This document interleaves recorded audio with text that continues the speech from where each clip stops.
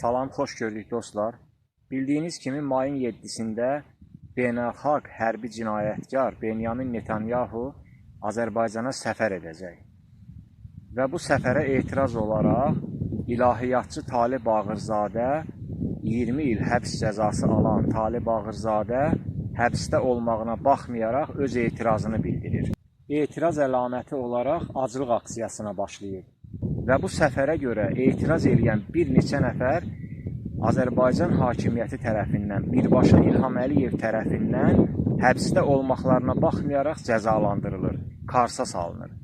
Biz buradan həm beynəlxalq cinayətkar olan Netanyahunun Azərbaycana gəlişinə öz etirazımızı bildiririk, həm də Talib Ağırzadənin İlham Əliyev tərəfindən tezliklə Karsdan çıxarılmağını tələb edirik.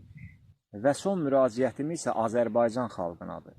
Əziz Azərbaycanlılar, dəyərli həmvətənlər, Benyamin Netanyahu kimi bir qatilin Azərbaycana gəlməyi Xocalıda törədilən qətliyama hörmətsizlikdir. Əgər İlham Əliyev Benyamin Netanyahu ilə, bu uşaq qatili ilə 50 min nəfərdən çox insanı son bir il yarım ərzində Qəzzədə qətlə yetirən bir insanla eyni masa arxasında oturursa, deməli İlham Əliyev də uşaq qatilləri ilə eyni təfəkkürdədir.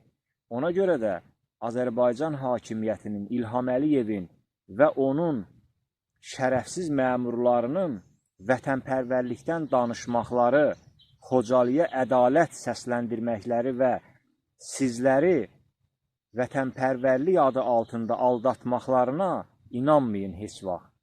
İlham Əliyev də və onun şərəfsiz məmurları da elə Benyamin Netanyahu ilə eyni təfəkkürdə olan adamlardır.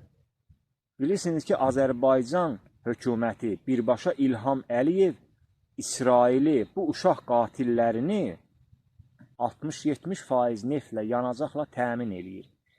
Və bu beynəlxalq hərbi cinayətkarın Azərbaycana gəlməyi Azərbaycanın müsəlman xalqlarının təkbətək hər birinə, hər bir şəxsin milli və mənəvi dəyərlərinə hörmətsizlikdir.